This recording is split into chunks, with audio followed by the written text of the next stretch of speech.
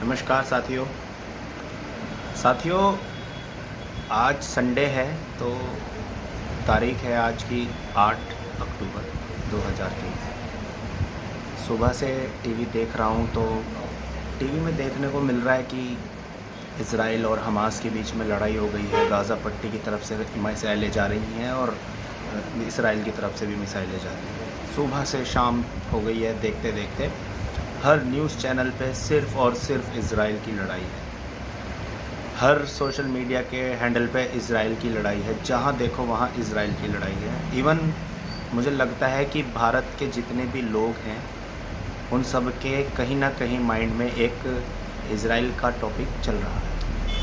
बहुत दुख हुआ देखकर कि लड़ाइयाँ चल रही हैं, लेकिन मुझे सबसे ज़्यादा दुख जो हुआ वो इस चीज़ से हुआ साथियों कि हम भारत देश के निवासी हैं। इस भारत देश में मई के महीने में मणिपुर में वायलेंस शुरू होता है और आज 8 अक्टूबर है। मई, जून, जुलाई, अगस्त, सितंबर, अक्टूबर आ गई है, वहाँ का वायलेंस आज तक नहीं रुका है। हालत मैं बताता हूँ आपको मतलब साथियों, हमारे प्यारे देश भारत के एक अभिन्न अंग मणिपुर की हालत ये हो गई है कि जो मणिपुर की राजधानी है इम्फाल, वहाँ पर एक कुकी समुदाय का व्यक्ति नहीं है, और जो मणिपुर का पहाड़ी क्षेत्र है जहाँ पर कुकी समुदाय ज़्यादा रहता है, वहाँ पर एक मैतेई समुदाय का व्यक्ति अब नहीं है। उनके बीच में एक अनडिक्लेयर्ड बॉर्डर बन चुका है और उस बॉर्डर की रक्षा वे स्वयं खुद उन्होंने अपने गांव के लोगों को हथियार देकर स्वयं वो बॉर्डर बनाकर वहाँ पे रह रहे हैं। एक तरीके से आप कह सकते हो कि मणिपुर का अनडिक्लेयर्ड पार्टीशन हो चुका है। मणिपुर के विधायकों ने, जो बीजेपी के विधायक हैं, वहाँ के सारे बीजेपी की सरकार है, वहाँ पर केंद्र में भी है हमारे देश में, और राज्य में भी बीजेपी की सरकार है। वहाँ के विधायकों ने लिखा है अमित शाह जी को और गृह मंत्री अमित शाह जी को और पार्टी अध्यक्ष जेपी नड्डा को अपने, कि भारत का अंग है अभी मणिपुर। आप इस तरीके से इसको इग्नोर नहीं कर सकते, लेकिन फिर भी किसी के कान पे जूं नहीं रेंग रही है। वहाँ पर 200 से प्लस लोग इस वायलेंस में अपनी जान से हाथ खो चुके हैं, और जो वहाँ पर हो रहा है वो तो सबने देखा ही था। बीच में थोड़ा सा सिंपैथी भी लोगों के मन में आई थी जब वहाँ पर एक महिला को नग्न करके घुमाया गया था, परेड कराई गई थी उससे, और उस अमानवीय घटना को तो सबने देखा था और थोड़ी सिंपैथी भी जागी थी, लेकिन फिर सो गई थी हमारे देश के लोगों की सिंपैथी, जो कि फ़िलहाल इज़राइल के लिए देखकर जाग रखी है। इसी चीज़ से मुझे बहुत दुख हुआ। हमारा देश, मुझे लगता है, विश्व का पहला एक ऐसा देश होगा इन 75 सालों में, 70 सालों में पहली बार, ये बार बार आ रहा है ना, पहली बार, तो हमारा देश अब पहली बार ही ऐसा देश बना है, मुझे लग रहा है, जिसके खुद घर में आग लगी हुई है, जिसका घर जल रहा है, और वो सुबह से शाम तक उस देश का मीडिया इज़राइल, लोग इज़राइल, और सिर्फ इज़राइल। मणिपुर भाड़ में गए, देश की एकता भाड़ में गई। कहाँ है वो 56 इंच का नामर्द? वो जो 56 इंच करता फिरता है नामर्द, वो कहाँ है? उसका जहाज़ है, प्राइवेट जहाज़, जो भारत से डायरेक्ट अमेरिका तक बिना रुके जा सकता है, वो जहाज़ मणिपुर तक क्यों नहीं जा पा रहा? क्यों नहीं? जो बंदा यूक्रेन के युद्ध को क्लेम करता है कि 1 घंटे के लिए रुकवा दिया था, वो मणिपुर की आग को इन 6-7 महीनों में क्यों नहीं रुकवा पाया? ये सवाल आप क्यों नहीं पूछ रहे हो उससे? कुल्हड़ पिज़्ज़ा और भारत इंडिया और इन सब डिबेट्स के बाद आप ये डिबेट क्यों भूल जाते हो? मेरा देश के नागरिकों से सवाल है, मेरा आप लोगों से ये सवाल है कि आप क्यों अपने प्रधानमंत्री, अपने देश की एकता और अखंडता के लिए अपने उस प्रधानमंत्री से सवाल पूछना बंद क्यों कर दिया है आपने? आप किस चीज़ के लिए इस्तेमाल कर रहे हो इस फेसबुक, ट्विटर और इंस्टाग्राम का? आप बताइए मुझे। आपका मर गया है क्या इंसान? आपका देशभक्त मर गया है क्या आपके अंदर से? क्यों आप ऐसे नामर्द क्यों बनते जा रहे हो? ये वो देश है जिसने अंग्रेज़ों को बिना एक गोली चलाए भगा दिया था, और आप आज अपने देश में लगी हुई आग के लिए सवाल तक नहीं पूछ पा रहे हो। 8 महीने हो गए हैं, 200 से ज़्यादा लोग वहाँ पर मर चुके हैं, अनडिक्लेयर्ड बॉर्डर उनमें बन चुका है, और हमारे देश की एकता पे ये इतना बड़ा वार है, उसके बावजूद आपके दिमागों में इज़राइल और बकवास चल रही है। मीडिया तो बिक गया है पूरा। देखो, मीडिया के लिए तो जो सबसे निकृष्ट शब्द हो सकता है वो भी आप इस्तेमाल नहीं कर सकते हो, क्योंकि मीडिया पूरी तरह से बिक चुका है। लेकिन आप लोगों का ज़मीर कहाँ गया? आप लोगों का दोगलापन क्यों नहीं ख़त्म हो रहा ये? आप लोगों की देशभक्ति कहाँ चली गई? मुझे ये नहीं समझ में आ रहा। वो 56 इंच का नामर्द गायब है। कहाँ है वो लोग जिन्हें अखंड भारत चाहिए? हैं? अफ़गानिस्तान आपको चाहिए, आपको पाकिस्तान भी चाहिए, आपको नेपाल भी चाहिए, लेकिन मणिपुर के लिए आपसे एक मुंह से जबान से शब्द नहीं निकल रहा। कहाँ है वो आरएसएस के लोग जो सुबह 4 बजे से शाखा के नाम पर माइंड मैनिपुलेट करने शुरू कर देते हैं राष्ट्रभक्ति के नाम पे? कहाँ उनकी राष्ट्रभक्ति चली गई? कितने लोग डंडा लेके पहुँचे हैं वहाँ पे? एक आर नाम बताओ मुझे। कहाँ गए वे सारे लोग? कहाँ गए वे लोग? क्यों नहीं वे सवाल पूछ रहे लोगों से? मुझे समझ ही नहीं आ रहा। और वो अंधभक्त कहाँ पे हैं भाई? कहाँ पे हैं वो लोग जो एक छोटी सी मोदी जी की बात पे करना शुरू कर देते हैं, मेरी माटी मेरा देश और ये सब फलाना ढिमकाना? उनको अपने देश की एकता जो टूट रही है, अखंडता जो हमारे देश की खराब हो रही है, हमारे देश का एक अभिन्न अंग हमसे अलग होता जा रहा है, वो जल रहा है, आपस में लोग मर रहे हैं, वो कहाँ है? वो सवाल क्यों नहीं पूछ रहे भाई आप लोग? हैं? ये सबके 2 नंबर के धंधे चल रहे हैं कि सरकार के संरक्षण के नीचे धंधे चल रहे हैं, इसलिए सरकार से हम बोल नहीं सकते कुछ। ज़मीर जिंदा है लोगों का, मर गया?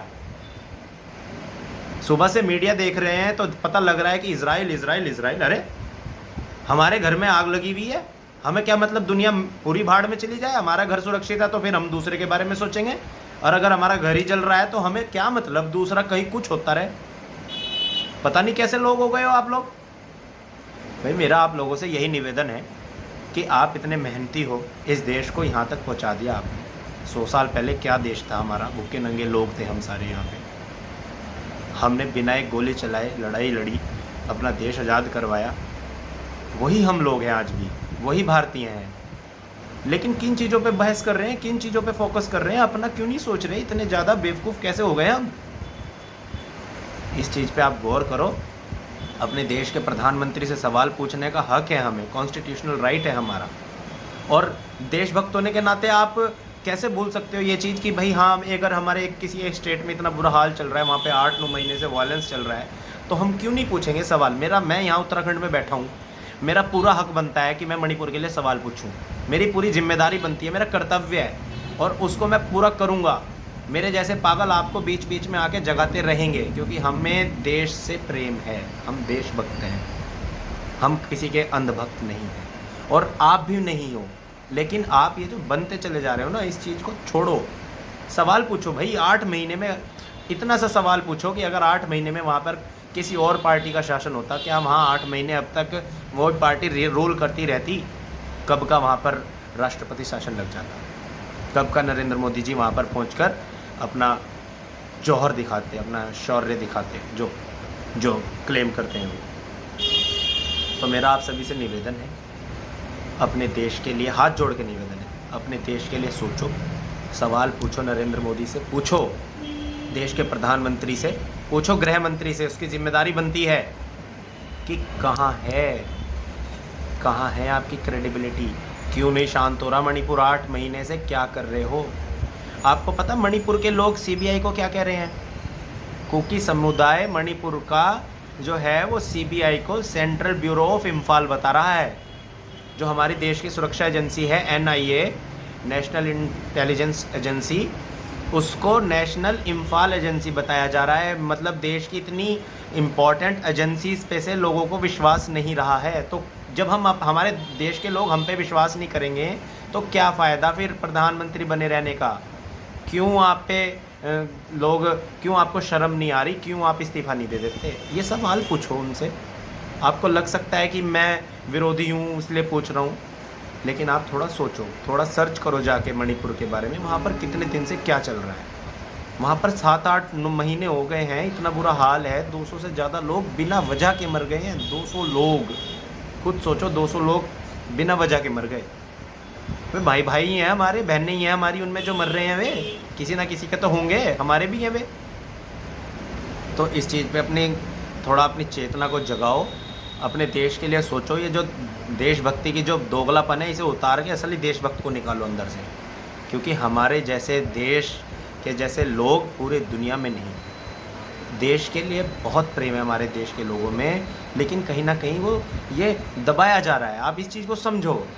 सुबह से लेकर रात तक इजराइल दिखाने का क्या मतलब है उस देश में, जिस देश में मणिपुर जैसे राज्य, इतना इम्पोर्टेंट राज्य हमारा जो कि बॉर्डर शेयर करता है दूसरे देशों के साथ, उस देश में ऐसा हो रहा है, उस प्रदेश में सॉरी ऐसा हो रहा है, तो हमारे लिए ज़्यादा इम्पोर्टेंट क्या है? हमारे लिए वो इम्पोर्टेंट है कि जो हज़ारों मील दूर लड़ाई हो रही है, या वो इम्पोर्टेंट है पहले जो घर में हो रही है?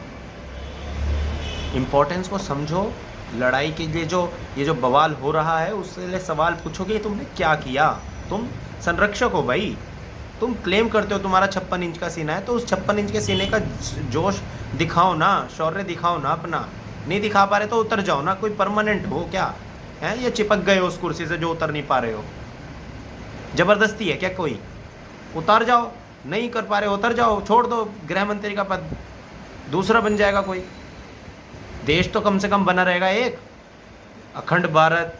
अरे देश एक रह नहीं पा रहे हो तुम लोग, अखंड भारत चाहिए तुम लोगों को।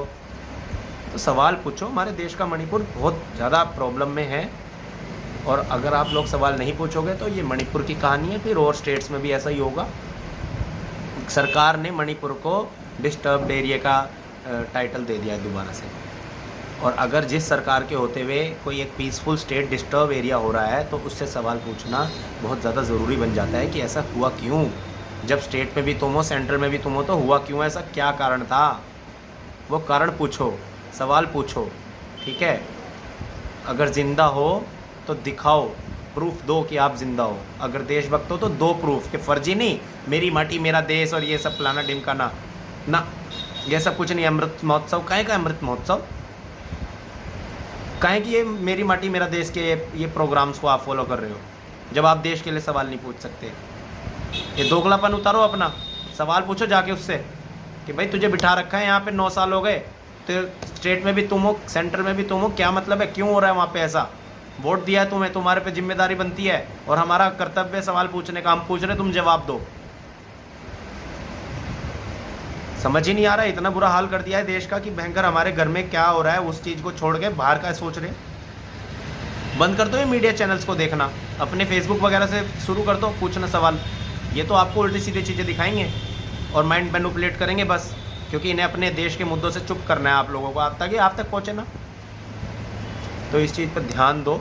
मेरा आप सभी से हाथ जोड़ के निवेदन है, ये देश रहना चाहिए। इस देश से ज़्यादा इम्पोर्टेंट हमारे लिए कुछ नहीं है, किसी के लिए भी कुछ नहीं है, मुझे पता है, और आप सबको भी पता है कि हमारे लिए हमारे देश से इम्पोर्टेंट कुछ नहीं है। और अगर देश में प्रॉब्लम चल रही है तो उसके लिए सवाल पूछो। इसी के साथ मैं आपसे रिक्वेस्ट करता हूँ लास्ट में फिर एक बार कि देश के प्रधानमंत्री से, देश के गृह मंत्री से सवाल पूछो कि मणिपुर शांत क्यों नहीं हो रहा।